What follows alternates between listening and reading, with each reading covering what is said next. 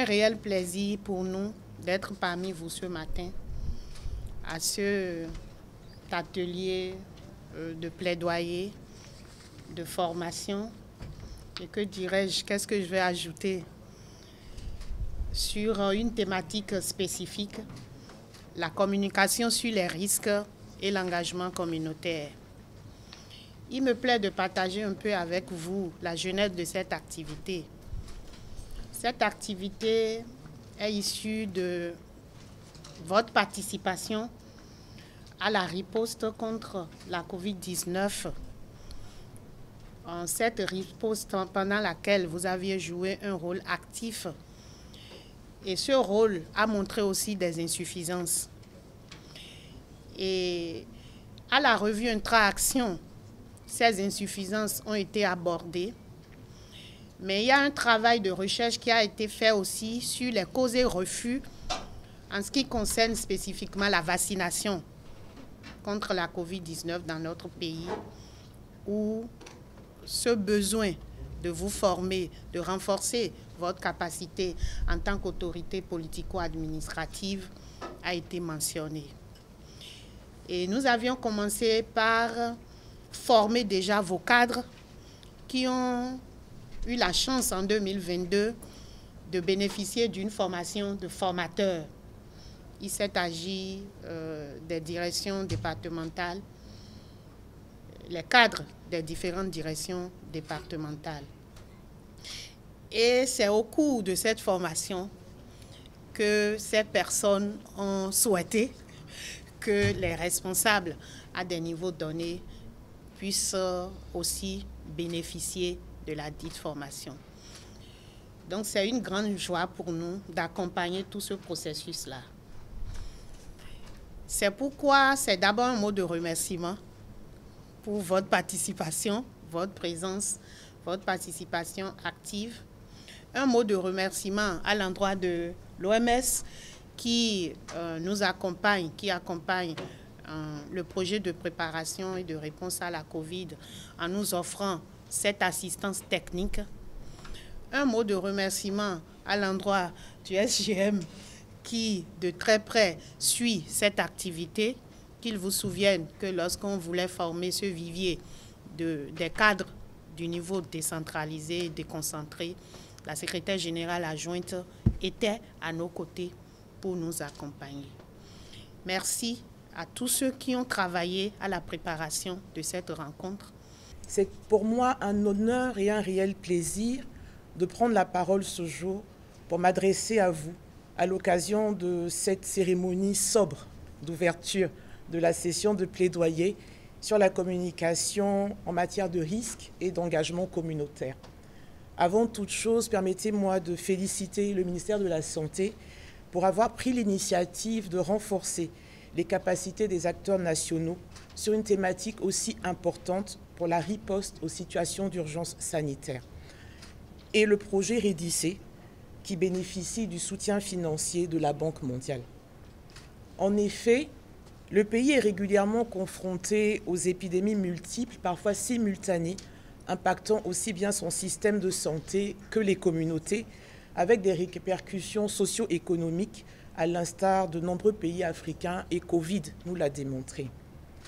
Face à cette situation, une réponse appropriée s'impose pour la protection contre les maladies à potentiel épidémique, la prévention de leur propagation à l'échelle nationale, internationale, pour une réponse efficace. La pandémie de la maladie à coronavirus 2019 a encore accru la nécessité de renforcer la capacité des pays à prévenir, à détecter, à se préparer pour répondre aux urgences de santé publique.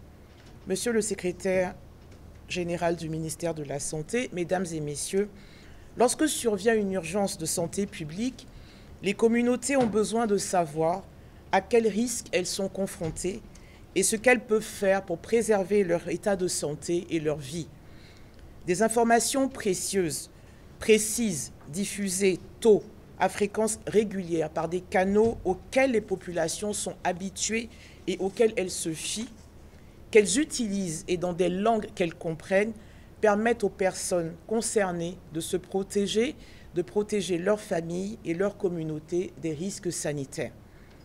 Une communication sur les risques efficace permet aux populations les plus exposées de comprendre les comportements à adopter pour se protéger. Je crois que c'est ce que mon collègue Rodrigue Barry nous a édifié à l'entrée de cette session de ce matin. C'est la raison pour laquelle la communication sur les risques et engagements communautaires est un pilier de toute riposte aux situations d'urgence sanitaire, et vous l'aurez compris.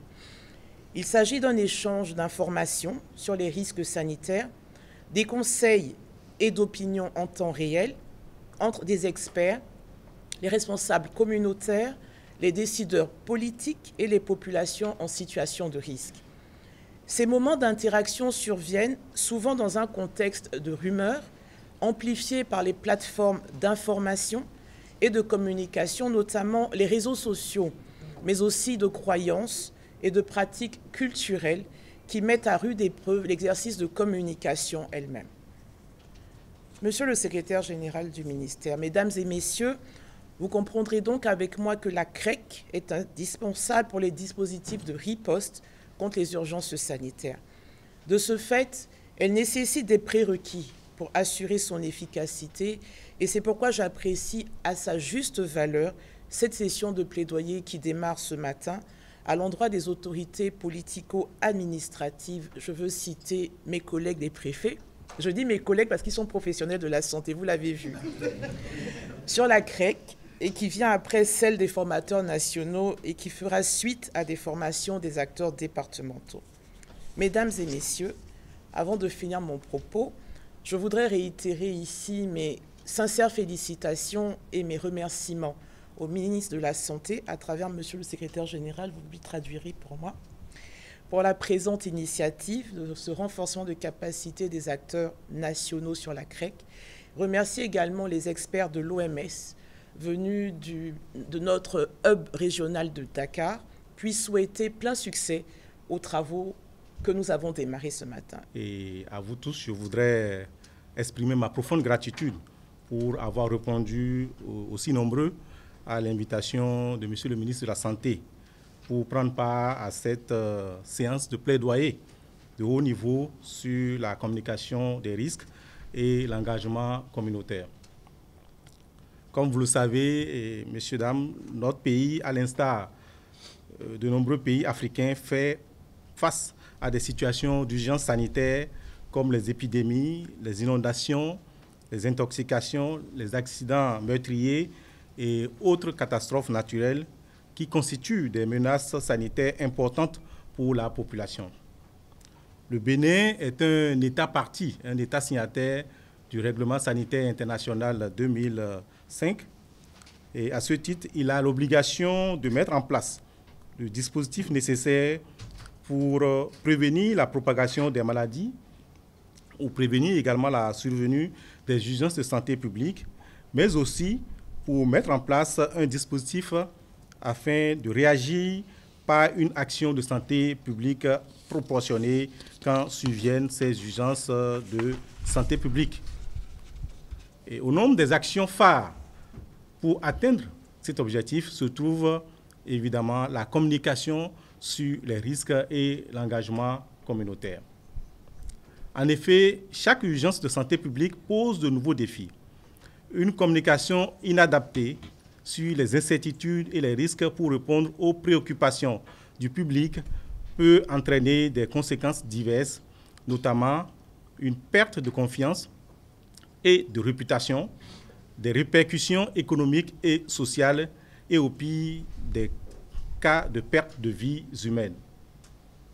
Communiquer en situation d'urgence est donc capital et savoir communiquer est vital. En effet, en situation d'urgence et plus qu'ailleurs, il faut savoir quoi dire, il faut savoir quand communiquer, avec qui communiquer, comment communiquer, car ce sont des vies humaines qui en dépendent. Mesdames et messieurs, distingués invités, la communication des risques et l'engagement communautaire contribuent donc à prévenir les infodémies, à renforcer la confiance dans la riposte et à accroître la probabilité que les conseils de santé soient effectivement suivis par nos communautés. Une communication des risques et engagement communautaire efficace peut contribuer à combler ce fossé en déterminant ce que les individus savent ou ignorent, ce qu'ils ressentent et ce qu'ils font en réaction à une urgence sanitaire ou à une flambée épidémique, ainsi que ce qu'ils devraient savoir et faire pour juguler cette flambée. Aussi repose-t-elle sur des stratégies de participation communautaire afin d'associer les communautés à la riposte. Elle permet de définir des interventions acceptables et bénéfiques pour arrêter l'aggravation de la flambée et faire en sorte que les individus et les groupes prennent des mesures de protection. Malheureusement, notre pays ne dispose pas d'assez d'experts dans ce domaine. C'est pourquoi le gouvernement a décidé de combler ce gap et grâce à l'appui de la Banque mondiale à travers le projet de préparation et de riposte à la COVID-19 et l'Organisation mondiale de la santé, nous avons en effet aujourd'hui l'opportunité de renforcer les capacités et les compétences d'un pool d'acteurs en communication sur le risque et l'engagement communautaire au niveau de nos 12 départements. Et c'est en prélude à ces formations départementales qui démarrent la semaine prochaine qu'il est organisé le présent atelier de plaidoyer à l'endroit de vous, autorités politiques, et également à l'endroit de nos autorités ministérielles en lien avec le One Health sur la communication de risque et l'engagement communautaire. Et pendant 2 jours que dureront le présent atelier, nous aurons avec les experts de l'OMS l'opportunité d'échanger sur la thématique et de nous approprier nos rôles, nos responsabilités pour une communication de risque efficace en cas de survenue de situation de crise. C'est donc pour moi le lieu d'exprimer mes sincères remerciements à nos partenaires techniques et financiers, notamment la Banque mondiale, à travers le projet Préparation et riposte à la COVID, l'Organisation mondiale de la santé, l'USAID, l'UNICEF, qui ne cessent de nous accompagner dans la surveillance et la riposte contre les épidémies. Mesdames et messieurs, distingués invités, je suis convaincu que je peux compter sur votre détermination habituelle pour qu'au bout de cet atelier, nous ayons une meilleure appropriation de la thématique pour le bonheur de nos populations.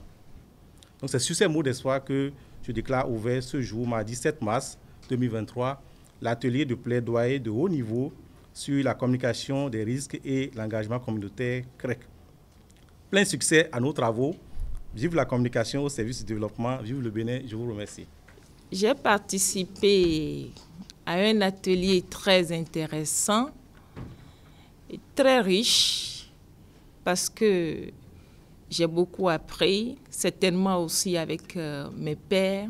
J'avoue que c'est le meilleur des 8 mars que j'ai célébré aujourd'hui. Par rapport aux différentes communications, j'ai été très impressionnée, notamment en ce qui concerne les déterminants sociaux de la santé, les différents outils de communication, surtout en période de crise. Et c'est nécessaire d'être concis, précis, et d'avoir une certaine posture, de s'intégrer au milieu, d'avoir cette faculté à être dans la communauté, à vivre les réalités de la communauté, de savoir aussi la perception que les populations ont en période de risque, de catastrophe, de prendre en compte plusieurs données qui sont non seulement intrinsèques, mais aussi extrinsèques. Il faut tenir compte des valeurs, de la sociologie du milieu. Et c'est à ce prix-là que tout ce qui se fait en matière de santé va pouvoir prospérer. Ce que j'ai retenu, il faut régler les problèmes de santé en amont. Il ne faudrait pas... C'est quand il y a souvent les mots qu'on pense qu'il faut aller directement à la thérapie, mais il faut compter avec les causes lointaines de certaines maladies. Et ça, c'est à ce prix qu'on pourra relever les défis. Donc, j'ai été plus imprégnée de la nouvelle politique de santé communautaire et je m'en réjouis. Je souhaiterais que de telles actions soient aussi réitérées pour nous permettre d'être mieux imprégnés et de diriger au mieux nos départements.